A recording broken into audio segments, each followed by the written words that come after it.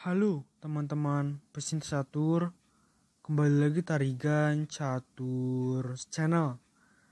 Super Grandmaster asal Amerika Serikat, Hikaru Nakamura, mencatatkan start kurang bagus di dalam turnamen FIDE Grand Prix 3 yang berlangsung di kota Berlin. Usai ditaklukkan oleh kompatriotnya yang juga berasal dari Amerika Serikat, yaitu Super Grandmaster Levon Aronian.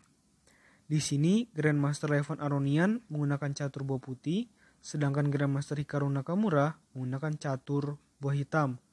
Levon Aronian memulai permainan dengan pion D4 dan dibalas pion D5 oleh Grandmaster Hikaru Nakamura. Pion C4 mengarah ke dalam pembukaan Queen's Gambit atau Gambit Menteri. Karena respon hitam adalah dengan pion pukul pion, maka ini masuk ke dalam pembukaan Gambit Menteri diterima. Pion E4 dan pion B5. Pion A4 mencoba untuk memisahkan pion hitam yang ada di lajur B dan C ya. Lalu pion C6, pion A pukul B5, pion C pukul B5, dan kuda ancam pion. Menteri B6 melindungi pion dan kuda ancam menteri. Menteri mundur ke petak B7 dan gajah F4. Situasi berbahaya dialami oleh Grandmaster Hikaru Nakamura karena kuda putih nantinya akan mendapatkan tempat yang pas untuk melakukan langkah skak benteng ya. Pion ancam gajah, maka gajah pukul pion dan kuda ancam gajah. Di sini putih tidak boleh langsung kuda skak benteng, belum boleh, tapi harus memundurkan gajahnya terlebih dahulu ya. Karena kalau tidak dimundurkan, maka nanti pertukaran adalah satu benteng dengan dua perwira dari putih. Makanya situasi akan imbang, tapi di sini Grandmaster Levon kan ingin unggul kualitas ya. Maka dari itu harus sabar terlebih dahulu dengan memundurkan gajahnya ke petak F4. Kuda F6 mengajak pertukaran kuda dan di sini tampaknya putih akan bersiap-siap melakukan langkah kuda skak benteng ya dengan melangkah ke petak C7. Lalu raja pindah ke petak D8 dan kuda pukul benteng. Di sini hitam tidak mau rugi begitu saja. Hitam memilih langkah menteri pukul pion skak dulu ya sebagai tempo karena ada tempo skak. Setelah kuda menutup, maka baru menteri pukul kuda. Jadi di sini hitam posisi mendapatkan satu kuda, satu pion, sedangkan kehilangan benteng. Jadi kerugiannya tidak terlalu besar secara materi.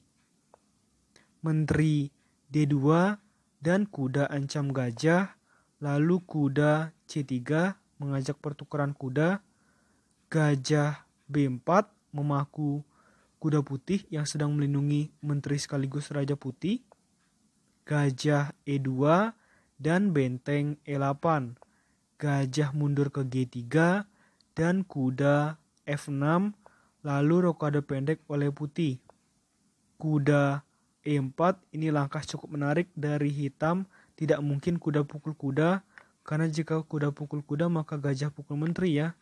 Oleh karena itu di sini putih harus lebih bertahan dengan menteri ke petak C2 dan kombinasi dari hitam semakin mengerikan dengan gajah F5.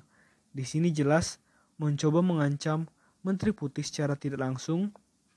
Gajah skak terlebih dahulu di petak H4 dan pion menutup ancaman skak.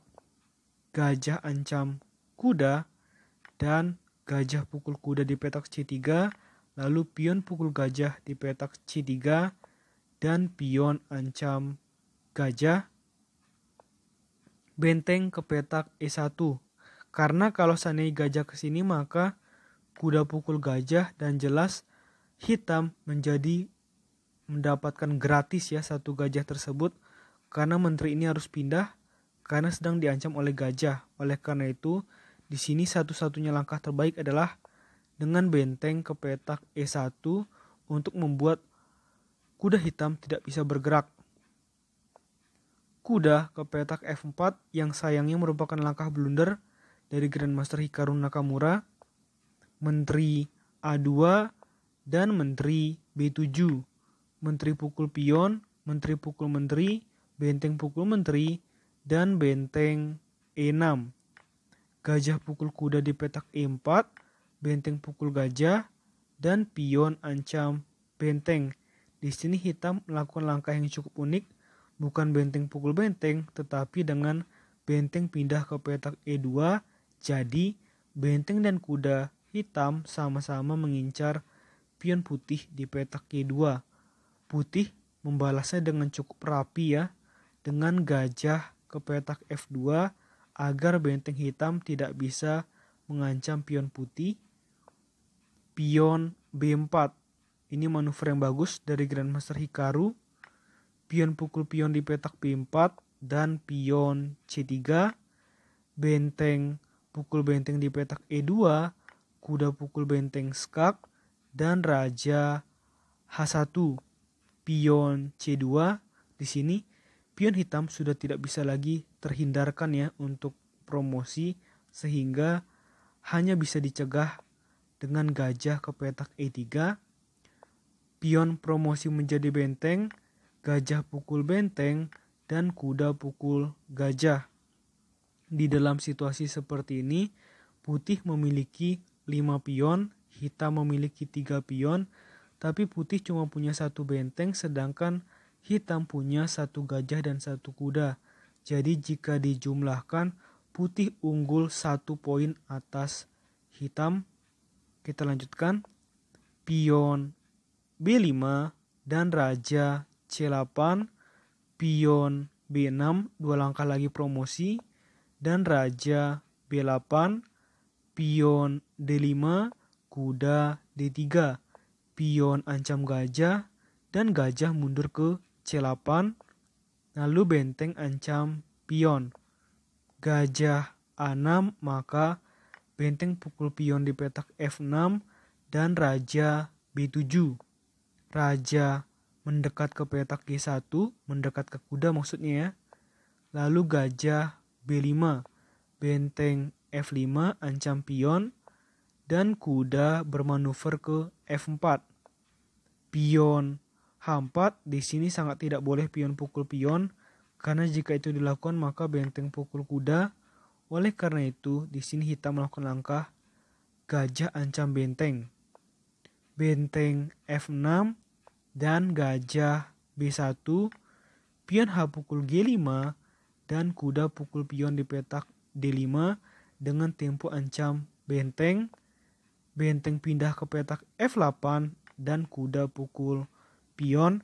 Di sini analisa komputer menyebutkan bahwa Grandmaster Levan Aronian unggul secara posisi cukup besar plus 4,3, walaupun secara materi kelihatannya cuma kalah 1 poin, tapi secara posisi sebenarnya Hikaru Nakamura itu tertinggal cukup jauh dari Grandmaster Levan Aronian. Pion F4, raja C6, raja F2, kuda D7 ancam benteng, dan benteng F7, kuda C5, dan raja G3, gajah ancam benteng, dan benteng F8, kuda ancam benteng, dan benteng G8, raja D6, dan benteng A8. Lalu gajah B1 dan benteng A1 ancam gajah, gajah mundur ke E4, dan benteng skak di D1, gajah D5, benteng D2, dan kuda C7, raja H4, kuda E6 ancam pion, dan pion ancam kuda, kuda C5, dan raja H5, raja E5, dan raja H6. Kuda E4, di sini harus hati-hati, putih belum boleh terburu-buru ya untuk raja pukul pion, karena di sini bentengnya diancam dan juga pion ini juga berada dalam pantauan dari hitam.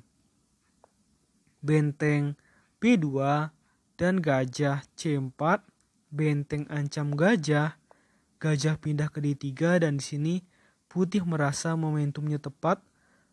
Benteng pukul kuda skak, gajah pukul benteng dan raja pukul pion. Raja F4 ancam pion putih, namun setelah putih melakukan langkah raja ke petak H6, tepat di posisi seperti ini, Grandmaster Hikaru Nakamura memutuskan untuk menyerah. Karena jika pertandingan dilanjutkan, semisal hitam melakukan langkah raja pukul pion, maka di sini putih punya langkah pion ke petak F6. Mau tidak mau, gajah hitam harus merangsek ke petak D5 dan di sini bisa pion menuju petak G6. Misal raja ke sini, maka langsung saja ya bisa pion ke petak F7. Misal gajah pukul pion pukul gajah, raja mendekat dan pion tidak terkejar, promosi menjadi menteri. Oleh karena itu, sebelum ini terjadi, Grandmaster Hikaru Nakamura memutuskan untuk menyerah. Oke, menurut admin Trigan Catur, video kali ini cukup. Nantikan video-video selanjutnya. Tetap di Trigan Catur Channel.